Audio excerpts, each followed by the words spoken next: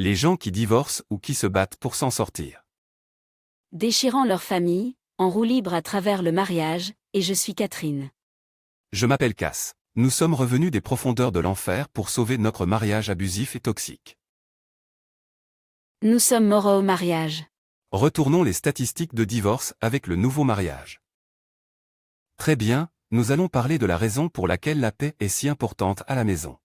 J'ai les piliers de la paix, c'est le tout début de mon programme parce que je crois que les hommes et les femmes, j'enseigne aux hommes, bien sûr, à créer un environnement sûr pour leurs femmes. Cependant, je pense que les hommes et les femmes ont besoin de savoir que c'est pacifique. Ils ont besoin de le savoir, en particulier parce qu'ils veulent pouvoir arrêter de marcher sur des œufs afin qu'ils puissent être le plus authentiquement eux-mêmes, sans être jugés. Quelle était la phrase que vous utilisiez? Soyez-le sans vergogne. Vous voulez juste être vous-même sans vergogne. Parlons donc des raisons pour lesquelles la paix est si importante. Parlons de beaucoup de choses à voir avec la sécurité, d'accord, donc souvent, l'une des choses les plus importantes que j'entends de la part d'un homme qui s'est disputé avec sa femme ou qui s'intéresse simplement à mon programme, c'est que je n'ai jamais frappé son mec, c'est comme dire que vous ne l'avez jamais fait. Tricher qui s'en soucie qui devrait être normal, d'accord, nous comprenons que les gens font tous des erreurs, j'étais certainement assez abusif, non je n'ai pas frappé au visage, mais j'étais assez abusif, vous savez, beaucoup d'intimidation physique ou casser le canapé que vous étiez assis. À travers les trucs, retourner le lit, casser la maison comme si j'étais assez physique, je pourrais aussi bien lui donner un coup de poing au visage et donc quand tu commences à justifier que tu ne fais rien qui se rapporte aussi aux mots que tu utilises, ce dont nous avons parlé. Dans le dernier podcast où nous parlons, des différents tons, du langage corporel, du rythme, du ricanement, du visage, toutes ces choses ont un impact émotionnel qui, j'ose le dire, est pire que d'être frappé au visage, c'est. J'avais parfois l'habitude de souhaiter, et je ne veux pas dire cela,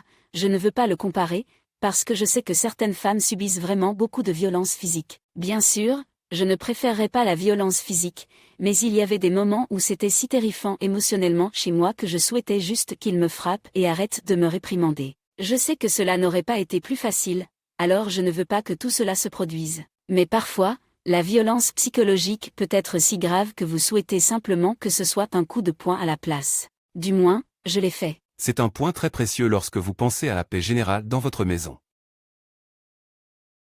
Droite, comme si tout le monde pensait que son histoire était la pire.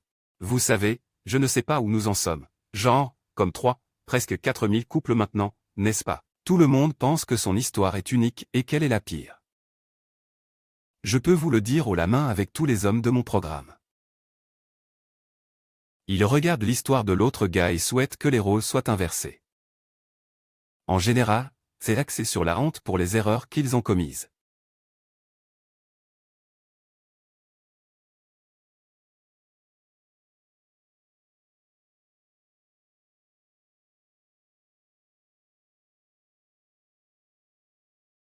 Vous comprenez que vous avez juste honte de vous-même, vous pouvez commencer à parler de la paix réelle, vous voyez, jusqu'à ce que vous puissiez lâcher prise, et je ne veux pas dire que vous dites simplement de l'ignorer, de la balayer sous le tapis, potentiellement comme nous le faisons, uniquement parce que nous faisons ce que nous faisons.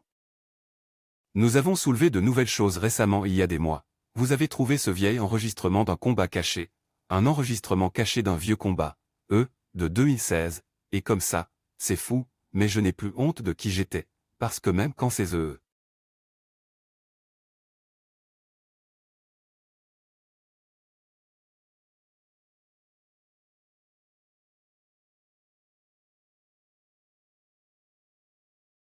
Quelque chose et ça ne me dérange pas, je n'arrive même pas à y croire, ce qui m'amène à mon point de vue dans un. Deuxièmement, d'accord, je veux vous encourager à dire que si vous essayez d'abord de créer la paix dans la maison, commencez à vous attaquer à la propriété et à la responsabilité dont nous avons parlé dans le dernier épisode. Prenez la responsabilité de vous-même et de vos actions. Qui voulez-vous être, Je ne savais même pas qu'il y avait une vie sans colère, je ne savais pas que ce n'était pas normal de se battre tous les jours et vous ne savez pas ce que vous ne savez pas.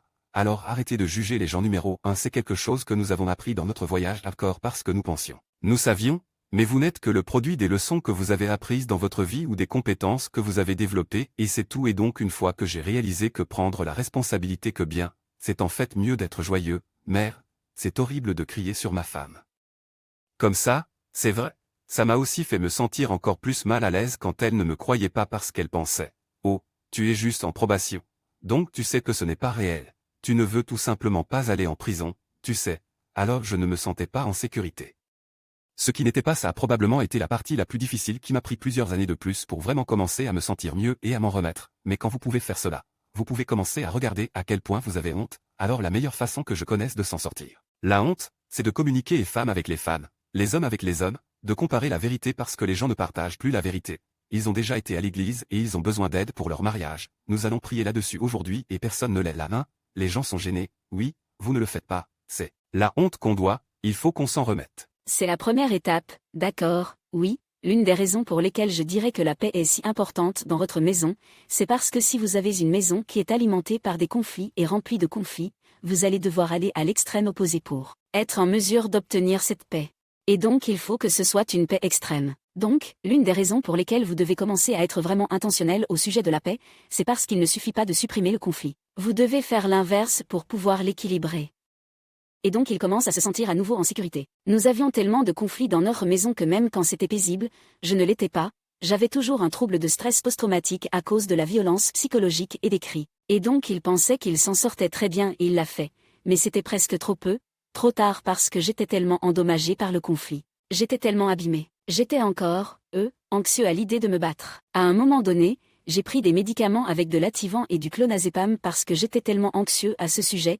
C'était après l'ordonnance restrictive. Et donc il s'est très bien débrouillé à différents moments de notre mariage, en essayant de le rendre pacifique. Mais pour moi, je n'étais toujours pas cette paix. J'avais besoin d'une paix extrême pendant une longue période de temps pour que je puisse voir que c'était réel. Donc, pour moi, la chose la plus importante, la raison pour laquelle vous voulez la paix dans votre maison, c'est parce que vous devez réparer les dommages qui ont été causés. Et il faut être deux. Je ne veux pas seulement dire, je ne parle pas seulement aux maris et je ne parle pas seulement aux femmes. Je travaille avec des femmes qui sont émotionnellement abusives et je travaille avec des femmes narcissiques et il y a les deux côtés de la médaille. Et puis j'ai été très violente et réactive. J'avais donc besoin de m'en emparer aussi. Je m'adresse donc aux deux. Donc, les deux personnes doivent être très intentionnelles pour obtenir cette paix et accepter la paix. Donc les épouses, si c'est votre mari qui essaie de la rendre plus pacifique et que vous ne l'acceptez pas comme je ne l'ai pas fait, je ne savais pas comment à l'époque, mais vous devez apprendre. Comment? Parce que plus vite vous pouvez l'accepter, plus vite ce sera réellement paisible, ce qui est ce dont nous avons besoin et ce que nous voulons, sinon vous ne vous sentirez pas en sécurité. Si vous n'avez pas écouté les 2 premiers épisodes, vous devez vraiment revenir en arrière et écouter parce que c'est ce dont nous parlons. Si vous commencez à l'accepter comme elle le dit et que vous soutenez réellement et que vous vous élevez, vous ne continuez pas à marquer négativement. Nous avons parlé de toutes ces choses. Plus tôt et donc quand vous pouvez comprendre que vous vous arrêtez d'être la personne qui est comme, eh bien, pourquoi n'avez-vous pas fait cela au cours des 15 dernières années? Et je me fiche de savoir si nous parlons de paix, si nous parlons de sortir ensemble parce qu'il a juste trop travaillé. J'ai un client en tête-à-tête qui traverse cela en ce moment, cela fait 20 ans et elle est comme, pourquoi maintenant? Écoutez, cela se produit maintenant et il essaie littéralement. Elle essaie littéralement si vous voulez la paix dans votre maison, maintenant vous commencez la guerre et c'est en fait un peu redondant. Ne pensez-vous pas que vous dirigez?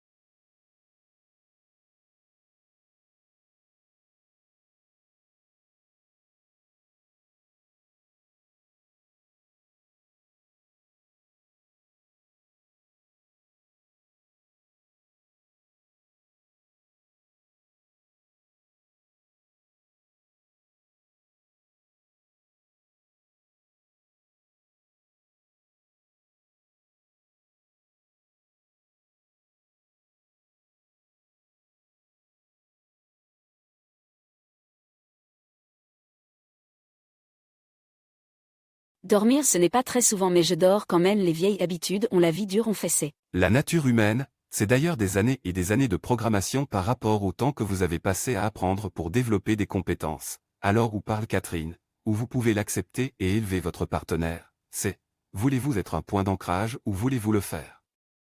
Être un booster, vous savez, si nous avions appris cela si tôt, parce que vous allez tous être meilleurs dans différentes choses, n'est-ce pas? Et si vous voulez la paix, vous devriez vouloir la paix. Si vous ne le faites pas, je ne cautionne pas cela et Catherine non plus, mais peut-être que vous devriez partir. Si vous allez juste blâmer si tout est de leur faute, n'est-ce pas? Et ce n'est pas seulement après avoir essayé tout ce que vous pouvez essayer exactement, nous tolérons de partir même dans ce cas, c'est même alors, c'est vraiment difficile, oui parce que. Clairement, je n'ai pas bien fait, nous pouvons faire un tout autre épisode là-dessus parce que c'est tellement important, c'est la question de l'engagement. Mais comme voici le truc, presque toujours, vous n'avez pas essayé toutes les solutions, donc vous êtes en fait déterminé à ne pas essayer toutes les solutions. Comment savons-nous que nous pensons que chaque solution? Le mariage peut être sauvé bien, Absolument pas parce qu'il faut être deux, mais disons que vous faites un effort et que votre partenaire ne répond pas à ce modèle dont Catherine parlait. Que cela devrait être vous, que la paix devrait être la première chose qui devrait être sur vous.